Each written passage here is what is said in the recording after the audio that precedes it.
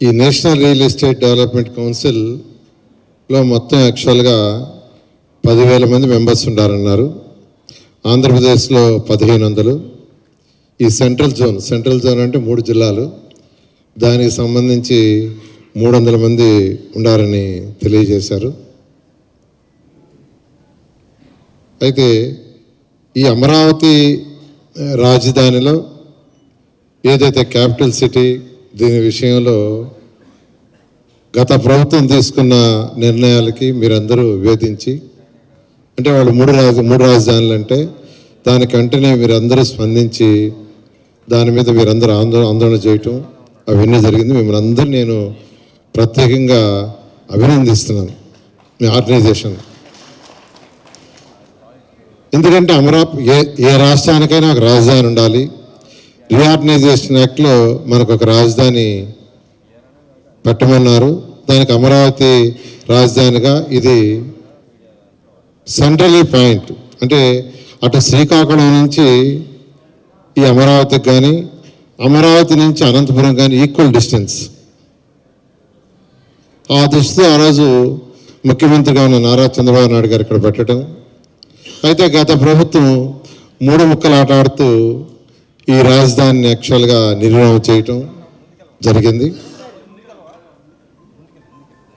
అయితే మళ్ళీ ఈ ప్రభుత్వం రావటం వెంటనే ముఖ్యమంత్రి గారు దీని మీద యాక్చువల్గా ఆదేశాలు ఇచ్చి దాన్ని ఫాస్ట్ ట్రాక్లో చేయమని చెప్పడం, దాని మీద ఈరోజు ఎంతో ముందుకు పోతున్నాం. అయితే ఎన్నో హర్డిల్స్ ఉన్నాయి.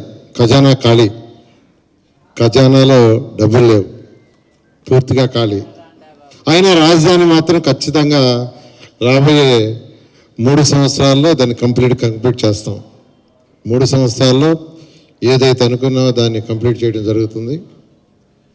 ఈరోజు ఒక్క రాజధాని అమరావతి కాదు, 26 జిల్లాలని సమానంగా డెవలప్ చేయాలనేది ముఖ్యమంత్రి గారి యొక్క ఉద్దేశం.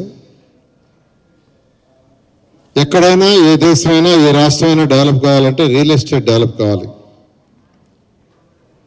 ముఖ్యమంత్రి గారు ఎన్నోసార్లు చెప్పారు, రియల్ ఎస్టేట్ డెవలప్ అయితే ఆటోమేటిక్గా ఆ రాష్ట్రం డెవలప్ అవుద్ది. దానికి ప్రత్యేక శ్రద్ధ వహించి వాళ్ళందరితో డిస్కస్ చేసి వాళ్ళందరికీ ఎటువంటి ఇబ్బంది లేకుండా చేయమని ఎన్నోసార్లు చెప్పడం జరిగింది. గతంలో 2014-19 దాకా మీ అందరికీ తెలుసు, బిల్డింగ్ అప్రూవల్స్ కానీ లేఅవుట్స్ అప్రూవల్స్ కానీ అవన్నీ ఆన్లైన్ సిస్టమ్ చేసాం. భారతదేశంలో ఎవరు చేయలేప్పుడు. నేను ఆన్లైన్ సిస్టమ్ చేయాలంటే అది కుదరదన్నారు అధికారులు. ఎందుకు కుదరదని గుంటూరుని బేస్ చేసుకుని గుంటూరులో ఫస్ట్ మోడల్గా చేయించాను, తర్వాత విశాఖపట్నం, తర్వాత తిరుపతి, తర్వాత విజయవాడ, ఆ తర్వాత అప్పుడున్న రాష్ట్రంలో 114 మున్సిపాలిటీస్లో చేయించడం జరిగింది.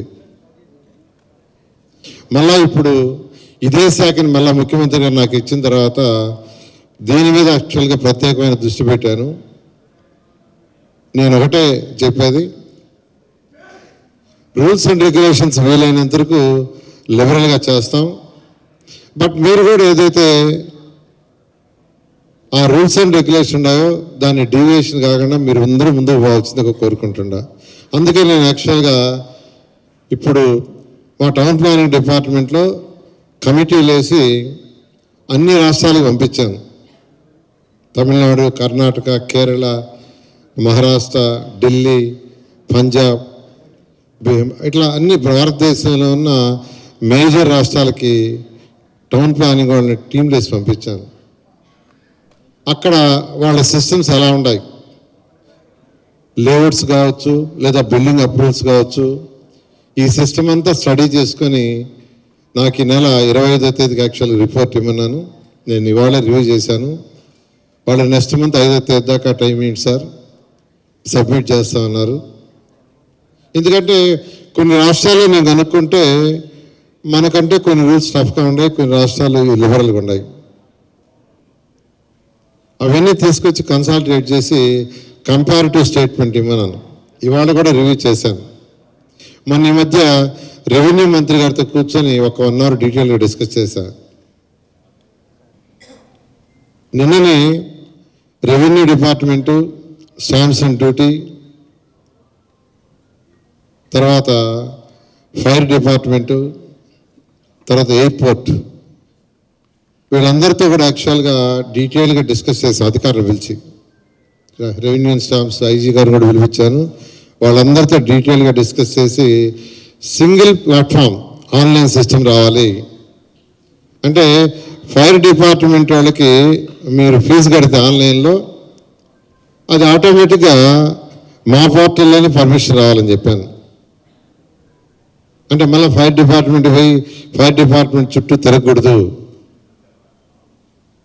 అదేవిధంగా ఈసీకి మీరు అప్లై చేస్తే మీరు పేమెంట్ కడితే ఆటోమేటిక్గా మీకు ఈసీ జనరేట్ అయ్యేటట్టుగా ఆటోమేటిక్ జనరేషన్, మళ్ళీ రిజిస్ట్రేషన్ ఆఫీస్కి పోకుండా. నాలాది కూడా అదేవిధంగా యాక్చువల్గా నాలా మనీ కట్టేస్తే ఆటోమేటిక్గా మీకు వచ్చేటట్టుగా. అదేవిధంగా టీడీఆర్ బాండ్స్లో అవకతవకలు జరిగినాయి. దానికి సంబంధించి కూడా ఏంటంటే రిజిస్ట్రేషన్ వాళ్ళ యొక్క ప్లాట్ఫామ్ని మా ప్లాట్ఫామ్తో ఇంటిగ్రేట్ చేస్తే వాటి యొక్క రేట్లు ఎక్కడికక్కడ సర్వే నెంబర్ కానీ డోర్ నెంబర్ ప్రకారం కానీ మా ప్లాట్ఫామ్లో మున్సిపల్ ప్లాట్ఫామ్లో డిస్ప్లే అయితే దాని ప్రకారం ఆటోమేటిక్ జనరేషన్. అదేవిధంగా కోస్టల్ అథారిటీ వాళ్ళతో కూడా డిస్కస్ చేయడం జరిగింది. ఈ విధంగా ఆల్రెడీ అధికారులందరినీ పిలిచి యాక్చువల్గా చాలా డీటెయిల్గా డిస్కస్ చేసి వాళ్ళందరికీ ఇన్స్ట్రక్షన్ ఇచ్చాను. వాళ్ళందరూ 1 వీక్లో యాక్చువల్గా మేము మళ్ళీ స్టడీ చేసుకొని వస్తాం. 99% యాక్సెప్ట్ చేశారు. వాళ్ళ ప్లాట్ఫారాలన్నీ మున్సిపల్ ఏదైతే టౌన్ ప్లానింగ్ ప్లాట్ఫామ్ ఉందో ఆన్లైన్ దాంతో ఇంటర్లింక్ చేయడానికి వాళ్ళు యాక్సెప్ట్ చేశారు. బహుశా ఒక 1 మంత్ లోపల అవుతుంది. 1 మంత్ లోపల చేయాలని వాళ్ళందరికీ కూడా టార్గెట్ ఇచ్చాను. వాళ్ళందరూ అదైతే మీకు యాక్చువల్గా 2014-19 ఆన్లైన్ తీసుకొచ్చా. అయితే ఇటువంటి హర్డిల్స్ ఈసారి అందరూ నాకు చెప్పడం జరిగింది. ఖచ్చితంగా మీకు ఎటువంటి పరిస్థితులు కూడా చేస్తాను. అదేవిధంగా అంటే ఇప్పుడు యాక్చువల్లీ రూల్స్ అండ్ రెగ్యులేషన్స్ వచ్చిన తర్వాత అవసరమైతే ఏదైనా చట్టాల్లో మార్పులు చేయాల్సి ఉంటే నెక్స్ట్ అసెంబ్లీ లోపల యాక్చువల్గా చేయాలని మా అధికారులు కూడా ఆదేశించాను. ఈ విధంగా ఈరోజు మున్సిపల్ శాఖలో ఏదైతే రియల్ ఎస్టేటు వ్యాపారస్తులు బిల్డర్స్ ఇబ్బంది పడుతున్నారో వాళ్ళకి వీలైనంత వరకు సులభతరం చేస్తాను మీ అందరికీ సభాముఖంగా తెలియజేస్తున్నాను. మీరు మీ అదర్ ఆర్గనైజేషన్స్ కూడా నాకు 2-3 సార్లు వచ్చారు. అందరికి ఒకటే చెప్పా, మీ ఆర్గనైజేషన్ దేశం అంతా ఉంది కాబట్టి ఆ రాష్ట్రాల్లో ఉన్న జీవోలు తెప్పించి మీరు కూడా కంపారిటివ్ స్టేట్మెంట్ మన రాష్ట్రంలో ఉన్న రూల్స్ రెగ్యులేషన్స్కి కంపారిటివ్ స్టేట్మెంట్ తయారు చేయండి. నేను అధికారులతో చేయించేది దీన్ని కంపేర్ చేసి డీటెయిల్గా మీతో డిస్కస్ చేసి చేస్తానని చెప్పాను. మరొకసారి ఈ సందర్భంగా అందరికీ తెలియజేస్తుండా, మీరు అదర్ స్టేట్స్లో ఉన్న రూల్స్ అండ్ రెగ్యులేషన్స్ మన దగ్గర ఉన్న rules and regulations comparative statement చేయండి.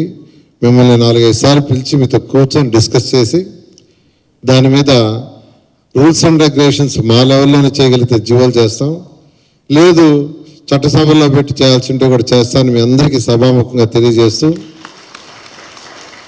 మీ అందరికీ మా యొక్క సపోర్ట్ ఉంటుంది.